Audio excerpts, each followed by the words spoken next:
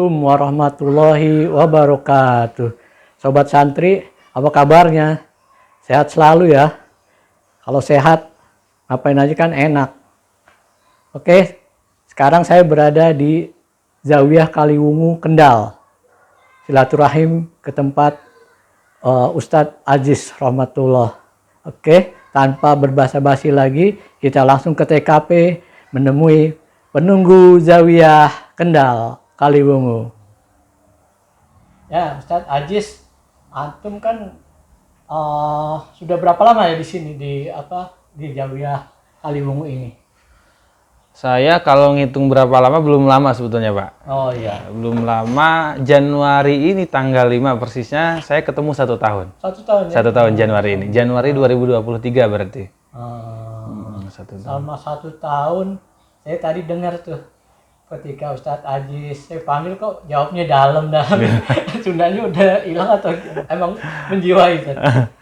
Ya, karena satu sih Pak Iman, karena memang kita juga dituntut untuk bisa berbaur langsung di masyarakat ya. Akhirnya sedikit demi sedikit mulai mengikuti apa yang menjadi kebiasaan, apa yang menjadi kultur di tempat kita tinggal. Termasuk bahasa dalam itu. Itu lucunya bukan cuma di sini, bahkan sampai saya ke Tasik, ke daerah Sunda sendiri, sampai ke bawah-bawah tuh dalam itu. Itu kan bahasa ya.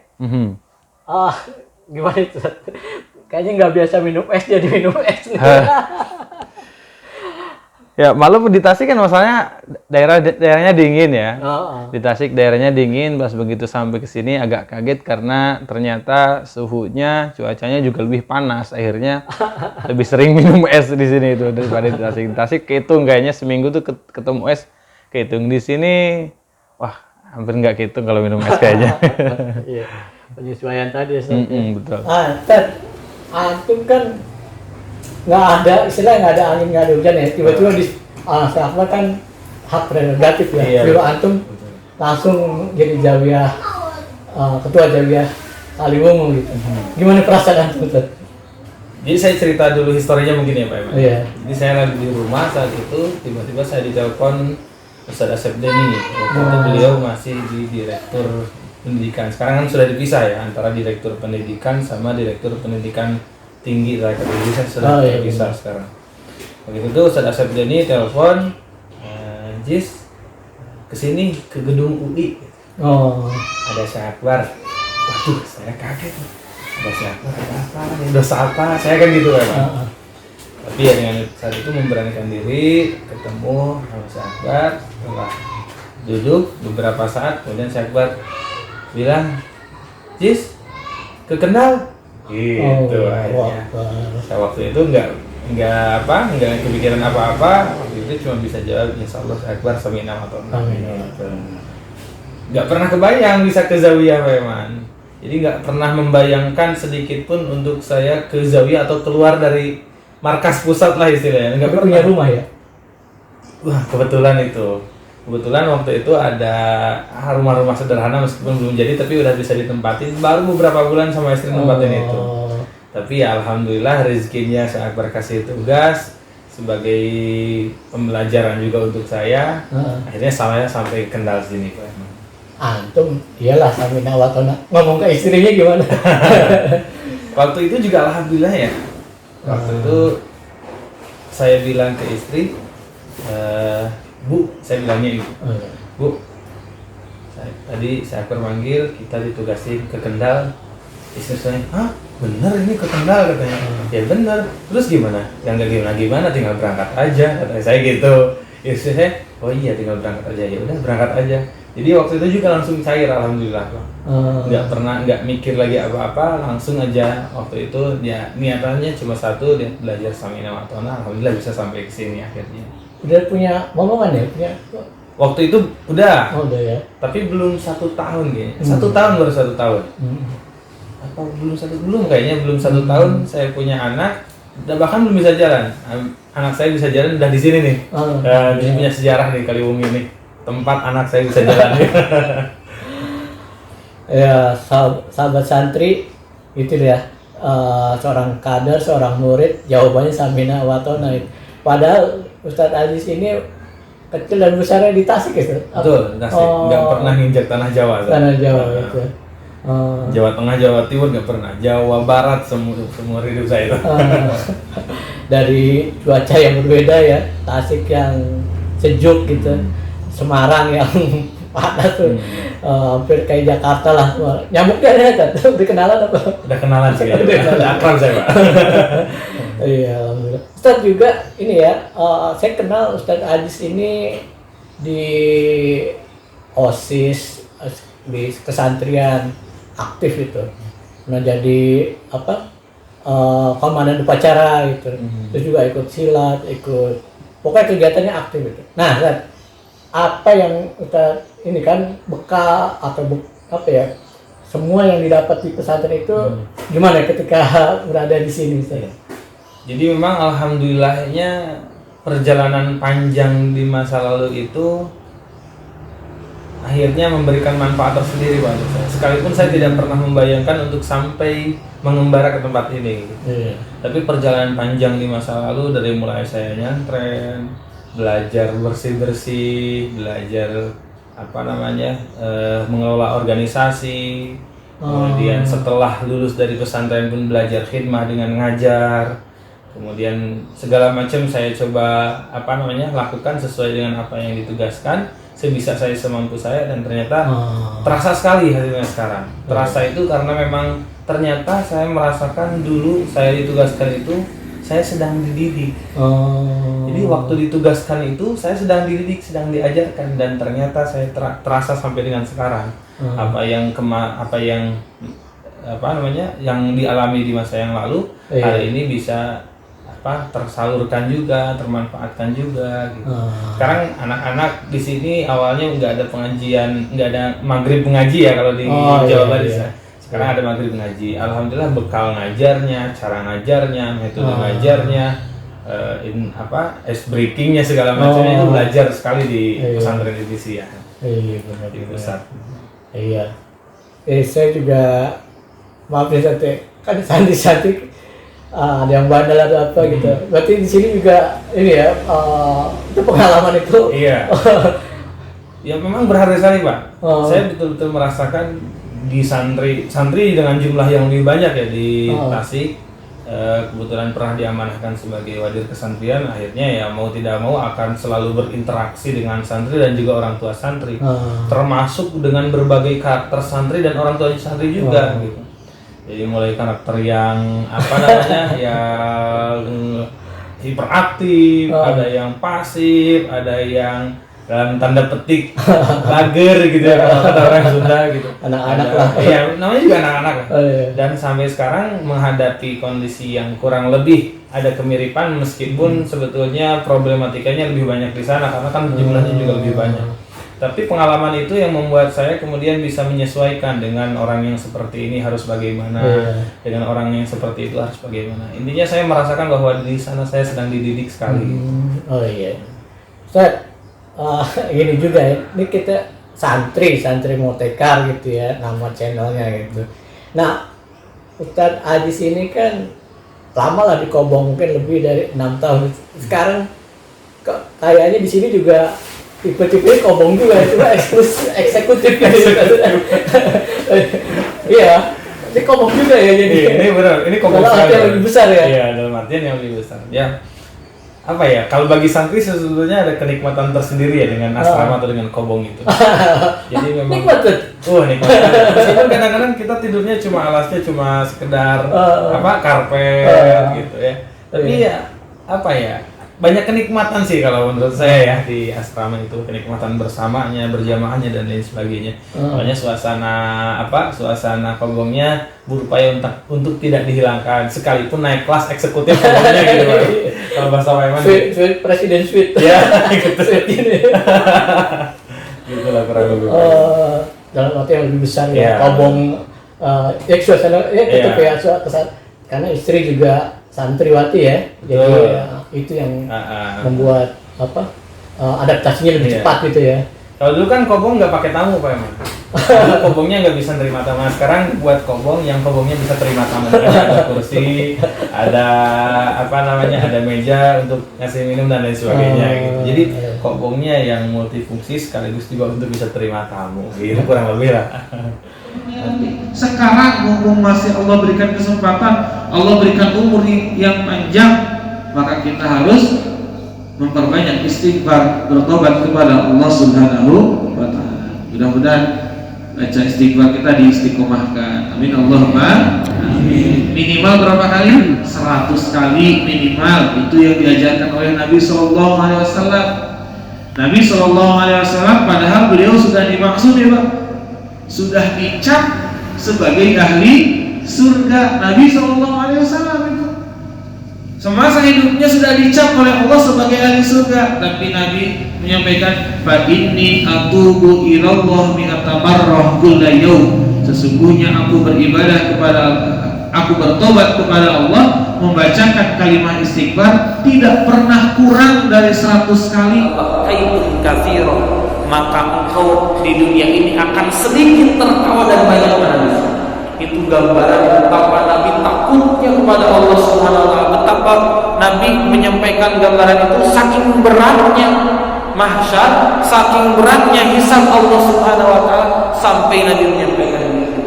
Jadi kalau kita sampai kalau kita sudah tahu betapa, sudah yakin betapa mahsyar itu adalah satu momen yang terberat untuk kita. Kenapa? Karena di situ kita dihisab oleh Allah Subhanahu wa taala, dan ketika dihisab bukan mulut kita yang akan berbicara, tapi tangan dan kaki kita yang akan memberikan kesaksian. Tidak akan ada lagi rekayasa. Kalau dosa-dosa tidak akan lagi kita berbohong. Disitulah yaumul hisab, itulah momen yang sangat berat bagi seorang hamba. Kalau kita sudah yakin atas itu semua, maka kita akan banyak menangis dan sedikit tertawa. Orang beribadah kepada Allah Subhanahu wa taala, kalau kita menyaksikan orang yang beribadah dalam sholat dan zikir sampai meneteskan air matanya, itu karena takut kepada Allah Subhanahu wa taala. Dan itulah anugerah dari Allah Subhanahu wa taala. Itu yang disebut dengan mawahib, anugerah dari Allah Subhanahu wa taala. Tidak bisa dibuat-buat. Bisa jadi orang meneteskan air mata, tapi karena dasarnya memang mudah saja. Pura-pura meneteskan air mata, ada tidak? Ada. Orang yang suka pemain sinetron, yang suka acting, kalau disuruh acting nangis nggak Pak? Oh, seketika itu juga nangis. Ya, seketika itu juga nangis. Kenapa? Yang membayangkan yang sedih-sedih. Kalau orang yang beriman ketika beribadah menangis, yang terbayang di dalam ibadahnya adalah siksa Allah Subhanahu wa taala kalau ibadahnya tidak benar. Yang terbayang adalah hisab Allah Subhanahu wa taala, khawatir karena kalau ibadahnya tidak dihitung ibadah oleh Allah Subhanahu wa taala. Inilah anugerah kalau orang sudah beribadah bisa sampai meneteskan air mata karena takut kepada Allah. Itulah anugerah terbesar bagi seorang. Ada lagi? Cukup ya Pak ya? Baik, hadirin rahmatullah, itu saja barangkali yang disampaikan di kesempatan satu kali ini. Mudah-mudahan besar manfaatnya untuk kita semua, dan mudah-mudahan bisa menjadi wasilah untuk kita semakin memperbaiki, menjaga hati kita dan memperbaiki ibadah kita kepada Allah Subhanahu wa taala. Amin ya Allah ya rabbal alamin. Juga potensi Zawiyah Kaliwungu sebetulnya sangat besar ya. Kalau dilihat dari sisi kultur, Kaliwungu ini mirip dengan Tasikmalaya yang punya julukan kota santri. Nah, Kaliwungu ini adalah satu kecamatan di Kabupaten Kendal yang merupakan jantung kalau menurut saya di Kabupaten Kendal itu sendiri, karena kultur keislaman di Kecamatan Kaliwungu ini begitu sangat kental, dan juga memang banyak pesantren-pesantren yang ada di wilayah Kaliwungu yang tersebar di desa bahkan di kampung-kampung. Kemudian secara geografis Kabupaten Kendal itu pun berdampingan dengan Kota Semarang yang merupakan ibu kota Jawa Tengah. Maka mudah-mudahan dengan dua potensi besar ini kami bisa menjalankan tugas sesuai dengan harapan guru kami Syekh Akbar Muhammad Fatur Rahman, supaya Zawiyah ini semakin maju, kemudian bisa menjadi cahaya yang menerangi umat Islam pada umumnya.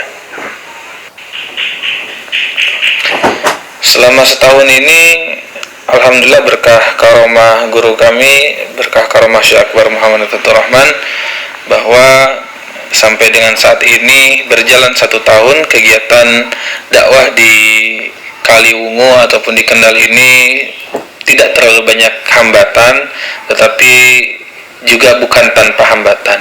Sampai sejauh ini alhamdulillah kita sudah bisa masuk ke beberapa masjid di beberapa desa yang berbeda, dan mudah-mudahan progres ini semakin baik sehingga banyak yang bisa menerima kajian-kajian ataupun ilmu yang memang disampaikan oleh Syekh Akbar, dan mudah-mudahan kami bisa menjadi corong ataupun wasilah menyampaikan ilmu itu kembali kepada masyarakat secara luas, dan mudah-mudahan bisa semakin menyebar di Kabupaten Kendal ini. Amin. Kalau ditanya mengenai suka dan duka daripada progres atau proses perjalanan selama 1 tahun ini, memang ada yang menarik ya, karena kebetulan di Kaliwungu ini, tepatnya di tempat kami tinggal di perumahan Kaliwungu Indah ini, pernah ada satu kejadian, kita sebut saja ada seorang teroris yang memang digerebek oleh tim Densus 88, dan yang menjadi tantangannya adalah yang digerebek itu atau oknum teroris itu adalah orang yang dikenal baik di masyarakat, dan mereka juga berpakaian sama seperti kami, berjubah kemudian bercadar. Nah, sehingga kedatangan kami ke tempat ini dengan pakaian yang serupa, dengan gamis untuk laki-laki, bahkan bersorban, berselendang, dan juga cadar untuk perempuan, ini secara tidak langsung mengingatkan memori masyarakat kepada kejadian di masa lampau mengenai teroris itu, sehingga keberadaan kami di sini pun agak sedikit sukar untuk diterima, dalam arti memang ada kehati-hatian di masyarakat dalam bergaul, kemudian juga dalam menerima apa yang disampaikan, sehingga memang itu menjadi tantangan tersendiri. Ya, tapi itu pun sekaligus menjadi kesan tersendiri untuk kami, karena dengan ada kejadian itu, kami juga dengan adanya kejadian tersebut, kami juga sangat belajar tentunya untuk menghadapi situasi dan kondisi, dan juga terutama belajar untuk mendakwahkan apa yang diajarkan oleh guru kami Syekh Akbar Muhammad Fatur Rahman dengan cara yang bijaksana, dan juga dengan cara yang terbaik, dengan cara yang memang bisa diterima oleh masyarakat secara umum. Dan alhamdulillah sedikit demi sedikit anggapan-anggapan buruk mengenai gamis dan cadar sedikit demi sedikit mulai memudar, dan alhamdulillah untuk di lingkungan perumahan sendiri sedikit demi sedikit kami bisa diterima, alhamdulillah. Kalau ditanya mengenai konsep pengembangan Zawiyah di Kaliwungu atau Kendal ini, ya, kami memahami bahwa Zawiyah itu ibarat rumah kecil, dan rumah besarnya adalah markas pusat atau pusat daripada Thariqah Idrisiyah, yaitu di Tasikmalaya. Maka besar harapan kami Zawiyah Kaliwungu bisa menjadi miniatur seperti apa yang dicontohkan oleh pusatnya, yaitu Tasikmalaya. Kemudian yang paling penting adalah bahwa Zawiyah itu sendiri dihadirkan oleh guru kami sebagai pembawa cahaya. Maka mudah-mudahan di Zawiyah Kaliwungu ini ada cahaya yang bisa dinikmati oleh seluruh kaum muslimin, ada cahaya yang bisa dirasakan oleh kaum muslimin, sehingga kaum muslimin bisa diterangi oleh cahaya Allah Subhanahu wa taala, semakin dekat kepada Allah Subhanahu wa taala.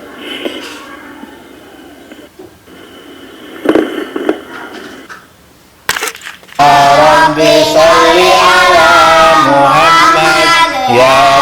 Rabbi salli alaihi wa sallim.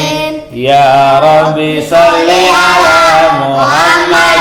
Ya Rabbi salli alaihi wa sallim.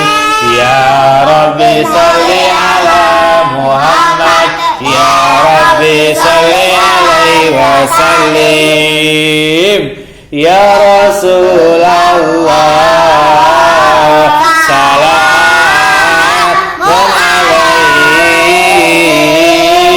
Ya Rabbi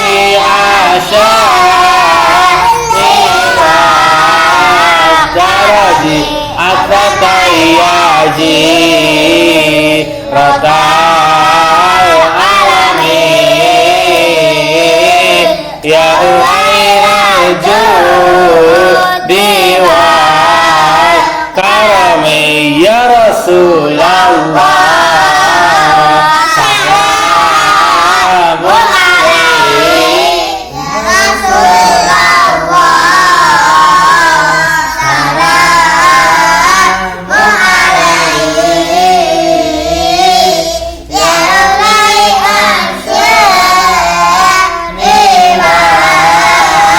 Daraji at